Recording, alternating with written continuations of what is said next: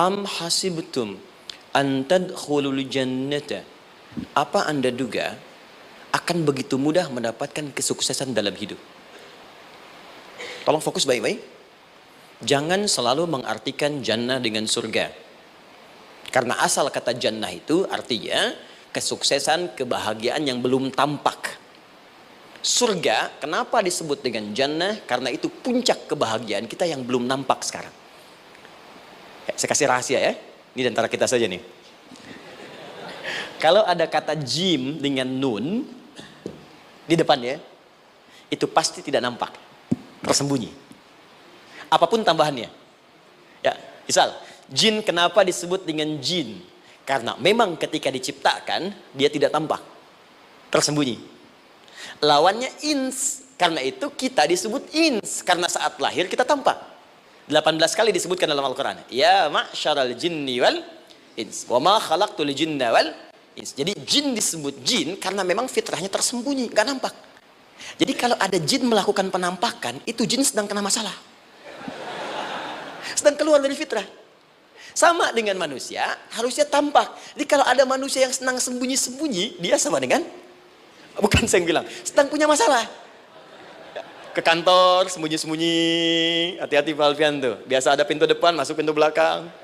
Suami di rumah buka WA sembunyi-sembunyi, Bu hati-hati tuh. Pulang lewat pintu belakang, berarti sedang punya persoalan dalam hidup. Setiap ada jim dengan nun, pasti tersembunyi.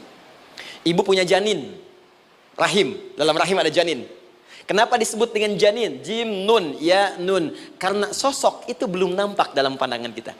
Nanti kalau sudah lahir, baru tampak.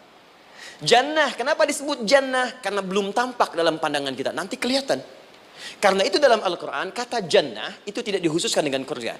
Tidak dikhususkan dengan surga. Kadang-kadang menunjuk aspek kesuksesan yang belum tampak. Anda mau ngebor minyak, minyaknya belum tampak, belum kelihatan. Anda mau kerja, ya hasilnya kan belum tampak, baru ikhtiar sekarang. Karena itu orang Arab disebut kaya kalau mereka mendapatkan kebun yang tak tampak sebelumnya. Kebun anggur, bukan kurma, kalau kurma banyak. Kebun anggur, ada apel, ada jeruk, sampingnya ada sungai-sungai, disebut dengan jannah. Ya, kalau punya unta, nggak kaya di Arab, biasa. Karena yang kelihatan padang pasir, unta, hitam, merah, biasa. Tapi kalau sudah punya kebun, kebun anggur, yang sulit di padang pasir ada kebun, itu baru disebut kaya. Karena itu orang Arab kadang mengartikan jannah dengan aspek kesuksesan yang belum tampak. Diartikan dengan kebun anggur, kebun apel, dan macam-macamnya. Perhatikan, am hasibtum an tadkhulul jannah. Apa Anda duga ingin sukses itu begitu mudah? Sukses jadi tidak. Walamma ya'lamillahu alladhina jahadu minkum wa ya'lamas sabirin. Perhatikan baik-baik. Sebelum Allah memastikan pada diri Anda terdapat dua hal yang paling utama untuk mengatasi tantangan tadi.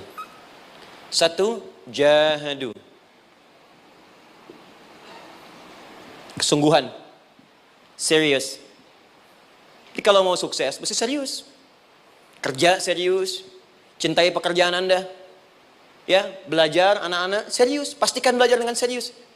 Jangan cuma anak-anak duduk paling belakang, nggak pernah nanya, kadang ngantuk, pulang, ujian, besoknya mau ujian, baru belajar.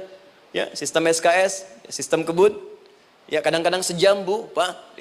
Saya pernah ada orang di luar ngadu waktu di Libya, Ustadz, gimana ini orang Indonesia? Kenapa? Saya belajar 3 bulan, besok mau ujian.